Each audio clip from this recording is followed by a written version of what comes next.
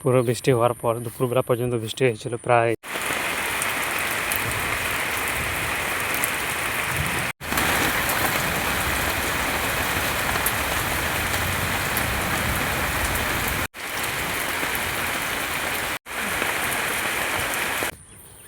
দেড়টা 2টা পর্যন্ত। তো এখন বৃষ্টি যেহেতু থেমে গেছে, এখন প্রায় 4টায় বাজে।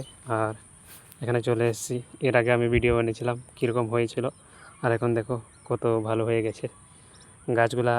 আর কিছুদিন পর আবার ইকুয়াল হয়ে যাবে।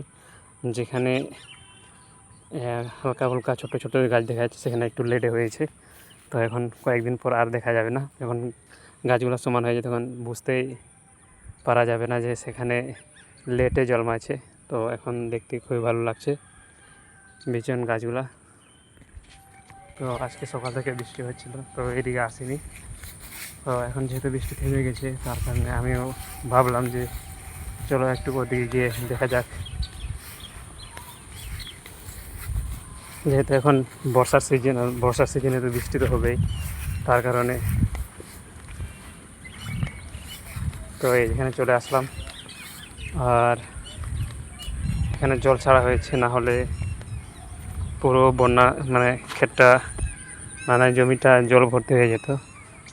তার কারণে এখানে একটু ছাড়া হয়েছে, না হলে এই বিচন গাছগুলা, ধানের বিচনগুলো পুরোপুরি জলের ভিতরে চলে যেত, কি যে বলে ডুবে যেত।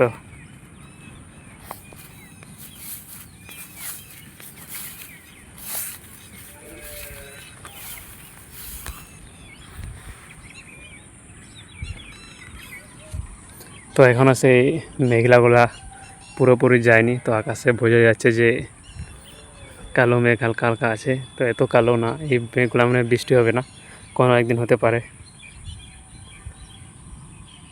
আজকের ভিউটা কিছু এরকম দেখতে এখান থেকে।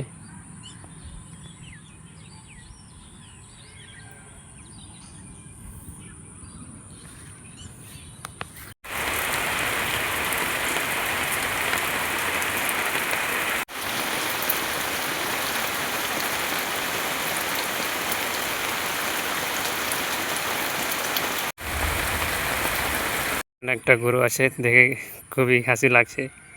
খায় খায় মানে ক্লান্ত হয়ে গেছে, তার কারণে শুধু দাঁড়িয়ে দাঁড়িয়ে শুধু মুখ নড়াচ্ছে। এটা সাইডে লোকেরা কাজ করছে, তাদের নিজের নিজের জমিতে সবাই কাজ করছে। আর আমি এখানে দাঁড়িয়ে ভিডিও বানাচ্ছি।